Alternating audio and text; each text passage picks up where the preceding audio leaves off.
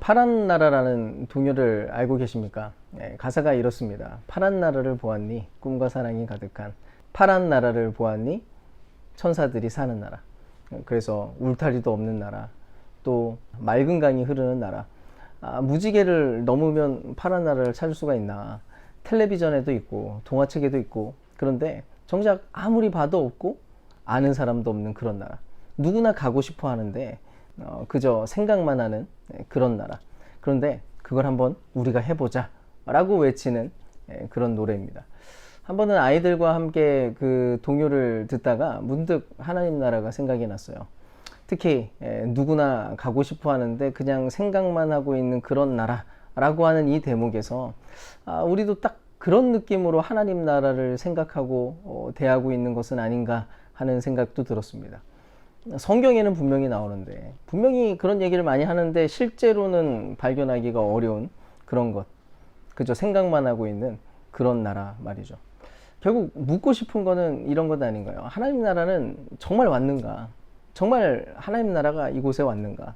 그저 관념으로만 존재하고 있는 그런 나라인 것은 아니냐는 것입니다. 그래서 기독교 신앙에서 이 하나님 나라라고 하는 개념 자체가 죽고 난 뒤에 가게 되는 그런 나라로 그냥 하늘로 저 멀리 쏘아 올려버린 것은 아니냐는 것입니다. 안타까운 것은 많은 사람들이 하나님 나라에 대한 문제, 하나님 나라에 대한 이 모든 개념, 이런 혼돈과 갈등 속에서 그냥 이 모든 것을 다 덮어버린다는 거예요. 아무것도 해결되지 못했는데 그냥 그러려니 하면서 지나가 버리는 것입니다. 근데 한번 생각을 해보세요.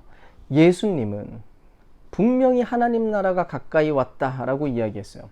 대체 무슨 일이 일어났기에 그분이 그렇게 확신 있게 이야기를 했던 걸까요? 우리 역시도 과연 담대하게 하나님 나라가 이미 임했다라고 고백할 수 있겠느냐는 것입니다. 실제로 당시 유대인들도 예수님의 메시지 앞에서 굉장히 혼란스러워했습니다. 어쨌든 예수님께서 외쳤던 복음은 회개해라, 천국이 가까이 왔다, 이거였는데 아무리 봐도 하나님 나라가 오고 있다는 어떤 현상이나 징조나 극적인 그런 어떤 모양이 발견되지 않았던 거예요. 그래서 바리새인들이 이렇게 물었습니다. 20절에 하나님 나라가 대체 언제 옵니까? 물론 이 질문은 그냥 대체 언제 오느냐, 그 언제만 집중되어 있는 그런 질문은 아니었습니다. 그 뒤에 나오는 예수님의 대답을 보면 알게 되는데, 그들은 하나님 나라가 온다는 것을 확신할 만큼의 어떤 증거나 징조가 뭐냐고 지금 묻고 있었던 것이죠. 사실 유대인들은 하나님 나라가 오는 그날 우주적인 징조가 있을 것이라고 기대를 했습니다. 여러 선지서들에서 기록을 하는 것처럼 태양은 어두워지고 별들은 막 흔들리고 뭐 이런 식으로 말이죠. 근데 예수님의 대답이 무엇이었습니까? 20에서 21절에 하나님 나라는 눈으로 볼 수 있는 모습으로 오지 않는다. 또 보아라, 여기 있다, 또는 저기에 있다 하고 말할 수도 없다. 보아라, 하나님의 나라는 너희 가운데에 있다. 이게 대체 무슨 말이었을까요? 가장 먼저는 하나님의 나라가 관찰할 수 있는 징조들과 함께 오는 게 아니었다라고 지금 이야기하고 있다는 것입니다. 무언가 극적인 현상을 보려고 하지 말라는 것이죠. 그리고 그 뒤에 이상한 얘기를 해요. 보아라, 하나님의 나라는 너희 가운데 있다.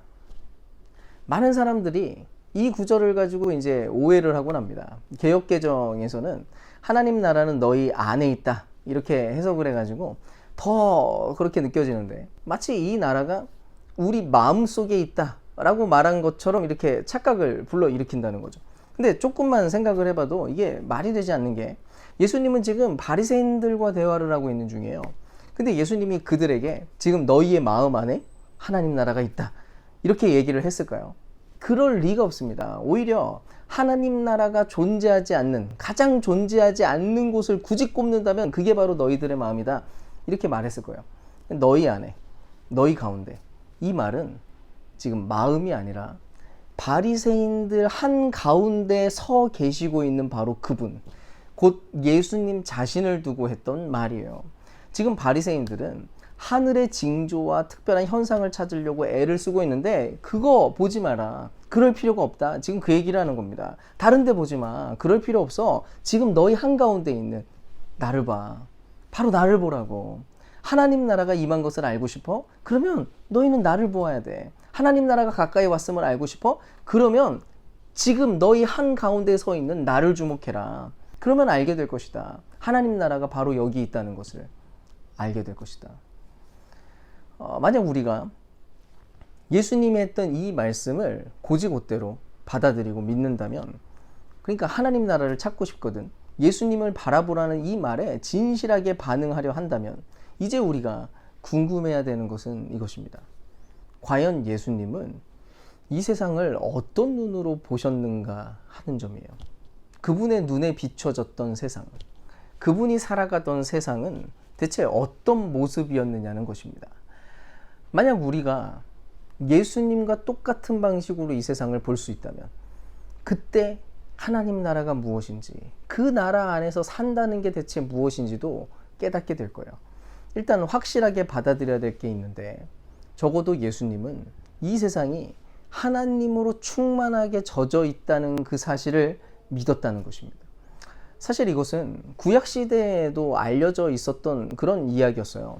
옛 이스라엘이 붙들었던 복음, 그들이 붙들었던 그 좋은 소식을 한마디로 얘기하면 하나님이 우리를 통치하신다라고 하는 내용이었습니다.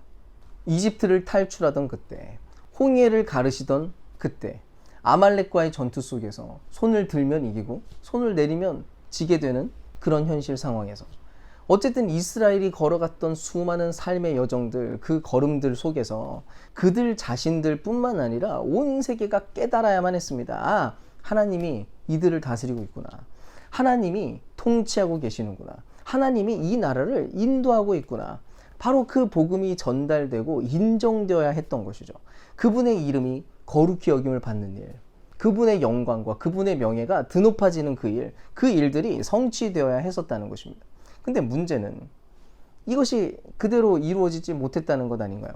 하나님은 끊임없이 이스라엘 백성들에게 가르치려고 애를 썼습니다. 10가지 재앙을 통해서, 홍해를 가르시면서, 하늘에서 만나가 내리는 장면들을 통해서, 손을 올리면 이기고 내리면 지게 되는 그런 현실과 장면들을 통해서, 자 봐라, 얘들아, 이 세상 내가 만들었단다. 그리고 내가 너희를 다스린단다. 내가 너희를 보호한단다. 내가 너희를 인도한단다. 너희는 내 백성이야.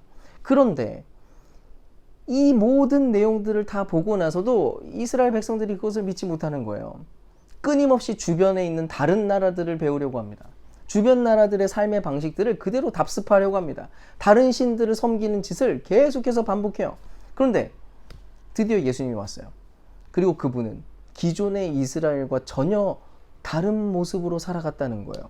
그분은 철저히 하나님 아버지를 믿는 인생을 살아가셨다는 것입니다. 결국 그분은 현재 살아가고 있는 그 세상 한가운데서 전혀 다른 방식과 다른 관점으로 이 세상을 바라보고 있었고, 그런 식으로 그 믿음 안에서 살아가고 있었다는 거예요. 말 그대로 하나님 나라, 그분의 다스림이 이곳에 시작되었고, 그분이 임재하셔서 다스리고 있다는 것을 그분은 확신했다는 것입니다. 바로 이런 관점 때문에, 그 확신 때문에 주님은 이 우주가 우리가 살기에 가장 안전한 곳이라고 단언했던 거예요. 누가복음 12장 29절에는 뭐라고 얘기합니까? 그러므로 너희는 무엇을 먹을까 무엇을 마실까 하고 찾지 말고 염려하지 말아라. 아무것도 염려하지 말라고 얘기하시는 거예요. 예수님은 우리의 실존에 대해서, 당면한 의식주에 대한 문제 앞에서 당당한 확신으로 이런 얘기를 하셨습니다. 특히 예수님 시대의 그 1세기 당시가 어땠나요? 특히 식민 지배 아래에 있었던 팔레스타인 지방은 의식주에 대해서 함부로 당당해질 수 없는 현실 속에 있었습니다. 그들은 가난했습니다. 하루하루 살아가기에 버거웠어요. 지금처럼 국가적으로 복지가 이루어지거나 안전망이 제공되거나 이런 거 하나도 없었습니다. 그렇게 주장할 수도 없었죠. 그런데 그 현실 속에서 예수님은 과감하게 염려하지 말아라 라고 주장합니다. 그것뿐만 아니라 심지어 거기 모여 있었던 그 가난한 이들에게 가난한 자는 복이 있다라고 얘기해요. 마태복음에서는 심령이 가난한 자는 이라고 얘기하는데, 누가복음에서는 그거 빼고 명백하게 물질적 가난을 두고 이야기합니다. 지독한 가난 때문에 근심과 염려가 가득한 군중들을 앞에 두고는 이토록 당혹스러운 얘기를 하시는 거예요. 아니야, 괜찮아, 가난한 너희들아, 오히려 좋아. 만약 하나님 나라를 믿지 못한다면 예수님이 했던 이런 이야기들은 마치 무책임하고 아주 지혜롭지 못한 발언처럼 그렇게 여겨질 거예요. 근데 예수님은 확신하고 있어요. 그분이 바라보고 있었던 세상, 그분이 철저하게 바라보고 믿고 있는 세상은 그런 세상이었으니까, 하나님으로 충만하게 젖어 있는 그런 세상 말입니다. 우리가 거하는 이 땅과 하나님이 거하시는 하늘이 긴밀하게 연결되어 있음을 본 것입니다. 예수님께 있어서 하나님 아버지는 그냥 상상 속에 존재하는 그런 분이 아니었던 거예요. 즉 원래 이스라엘이 보여주어야 될 그 하나님 나라가 드디어 예수님 한가운데서 발견되기 시작했던 것이죠. 그래서 그분이 계신 곳, 그분이 가는 모든 지점들마다 무슨 일이 벌어지나요? 귀신들이 그 주님 앞에서 벌벌 떨면서 도망가는 겁니다. 그저 뛰어난 선지자가 나타나서가 아니었고, 예수님의 특별히 개인 능력이 뛰어나서가 아니었던 거예요. 이 모든 것은 하나님 나라가 바로 그곳에, 그 지점에 임하고 있었기 때문에 일어난 현상이었습니다. 그래서 예수님이 나중에 뭐라고 얘기해요? 본인만 이것을 할 수 있다라고 얘기하는 게 아니라 오히려 제자들을 보내십니다. 그리고 너희들도 그 일이 가능해 라고 하는 거예요. 제자들이 특별한 능력이 생겼기 때문에요? 아니에요. 그저 하나님 나라가 왔다, 이미 왔다라고 하는 것을 보여주는 그런 분명한 내용이었던 것입니다. 그 외에도 예수님이 만지는 사람들마다 나병 환자가 낫고 죽은 자들이 일어납니다. 원래는 그럴 수가 없었어요. 제사장들의 역할이 뭐였냐면, 기껏해야 나병 환자들, 나병 걸렸으면 밖으로 내보내고 다시 회복되면 다시 들어오도록 허락하는 거, 그냥 그 내용뿐이었습니다. 그래서 절대로 이들을 만지면 안 됐다고요. 만지면 같이 부정해지니까. 그런데 예수님은요, 거침없이 만져버립니다. 근데요, 자신이 부정해지는 게 아니라 오히려 그 정결함이 그들에게도 흘러넘어갑니다. 그들이 깨끗하게 낫게 되는 거예요. 무슨 일이 벌어진 거예요? 이건 역시도 하나님 나라가 시작되었음을 알리는 표지였어요. 심지어 그분은 갈릴리 바다를 지려 밟고 오십니다. 고대 근동 지역에서 이 바다라고 하는 것은 모든 악들이 출몰하는 그런 근원지였어요.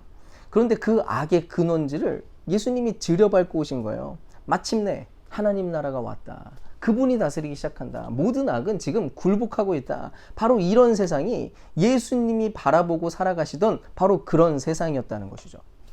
그러니 분명히 말씀드리겠습니다. 여러분, 하나님 나라를 알고 싶습니까? 그 나라가 무엇인지, 또 그 나라가 왔는지 그것을 묻고자 하십니까? 그렇다면 예수님을 바라보십시오. 그리고 그분 안으로 뛰어들어가야 되는 것입니다. 그분이 보았던 세상, 그분이 살아간 세상에 함께 뛰어들어가고 그분의 관점을 우리의 관점으로 옮겨오는 일들이 필요하다는 거예요. 예수님은 누가복음 16장 16절에서 이렇게 얘기합니다. 율법과 예언자는 요한의 때까지다. 그 뒤로부터는 하나님 나라가 기쁜 소식으로 전파되고 있으며 모두 거기에 억지로 밀고 들어간다. 예수님이 드디어 세례 요한과 이제 바톤 터치를 해요. 사역이 이제 드디어 예수님이 본격적으로 시작을 하죠. 그 뒤에 했던 센세이셔널한 이야기가 바로 이 얘기였습니다. 마침내 하나님 나라가 활짝 열렸다는 거예요. 주님은 이제 사람들이 그 하나님 나라 안으로 과격하게 밀고 들어간다라고 이야기합니다. 원래 하나님 나라가 뭐였어요? 이스라엘이었어요. 이스라엘이 하나님 나라였습니다. 구약 시대 때만 해도 누군가가 하나님 나라 안으로 들어가려면 방법은 오직 유대인이 되는 수밖에 없었어요. 그나마 유대인이 된다고 해봤자 그분의 임재의 능력과 풍성함에는 조금도 접근하지 못했었습니다. 근데 예수님이 드디어 바톤 터치를 하는 순간 새로운 일이 시작됐어요. 이제 더 이상 할례를 받지 않아도 되고 유대인처럼 살지 않아도 됩니다. 방법은 한 가지입니다. 예수 그리스도의 인격 안에 시작된 그 하나님의 임재, 그 하나님의 다스림을 믿고 받아들이면 되는 거예요. 과거에는 불가능했던 접근이 이제는 가능해졌습니다. 누구나 억지로 밀고 들어올 수 있게 됐다는 거예요. 만약 우리가 예수 그리스도를 믿고 그 안에 들어가면 누구나 새로운 신분을 얻게 됩니다. 우리는 그분의 나라의 백성이 되고 그분의 다스림을 받는 자가 되고 하나님의 자녀가 되는 권세를 누리게 됩니다. 그래서 예수님이 이렇게 단언하시는 거예요. 천국에서 지극히 작은 자도 요한보다 크다라고 말해요. 엄청난 신분을 부여받게 된다는 거예요.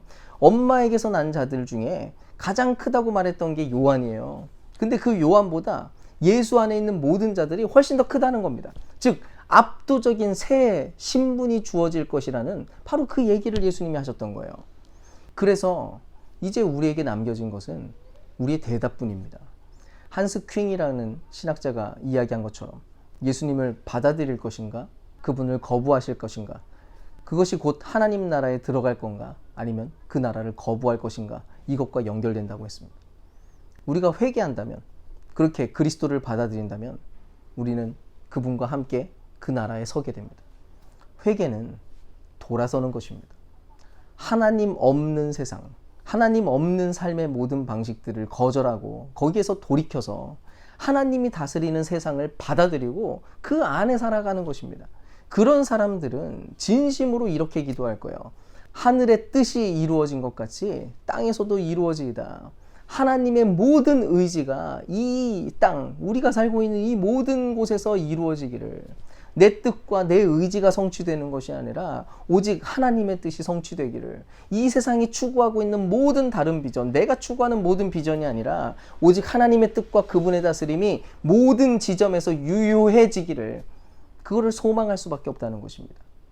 동시에 예수님이 바라보았던 그 방식, 그 똑같은 관점, 그분이 살아갔던 그 방식으로 이 세상을 그렇게 바라보고 살아갈 것이 분명한 것이죠.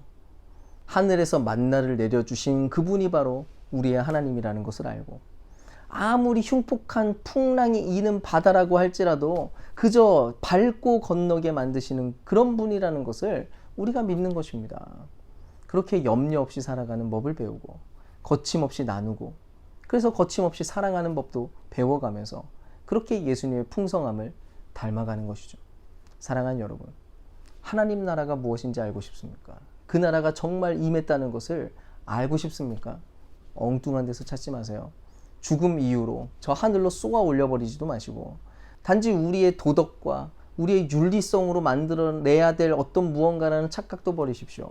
그 나라는 이미 시작되었고, 예수 안에서, 그분 안에서 얼마든지 발견할 수 있습니다. 예수님과 우리가 눈을 마주치고 진실하게 하루하루를 사는 사람들은 누구나 그 나라의 풍성함을 누리게 될 것입니다. 하나님으로 충만한 세상, 그분으로 이미 젖어 있는 그 세상, 그 세상을 살아갔던 예수님처럼 우리도 바로 그런 삶을 살아가는 은혜가 있으시기를 주님의 이름으로 축원드립니다.